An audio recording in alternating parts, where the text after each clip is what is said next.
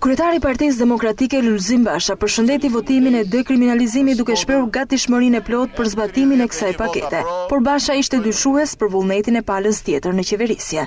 Për fat keq, ka shenja të qarta se Edi Rama nuk ka ndërmend ta bëjë një të gjë.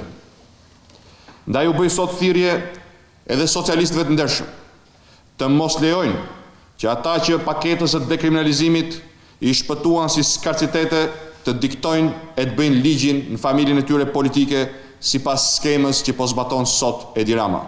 Kriju Demokratëve tha se personat të dënuar kanë marrë në dorë Partinë Socialiste në shumë rrethe të vendit dhe ky fenomen sipas tij vazhdon të shtrihet në të gjithë Shqipërinë. Sa ai nuk ndahet dot nga krimi, se pakti me krimin vazhdon. Inkriminimi i partisë është një soi dëmshëm. Promovimi i banditëve, vrasëve dhe trafikantëve në parti është garanci sa ai stan atë bulmet do të nxjerr. Basha tha se me të njëjtin përkushtim sa për dekriminalizimin, Partia Demokratike do të nisë një betejë tjetër, atë për zgjedhje të lira.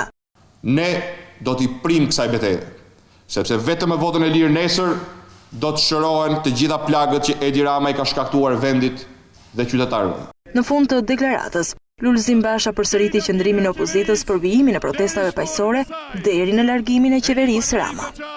Kam për ata burra dhe gra në uniform.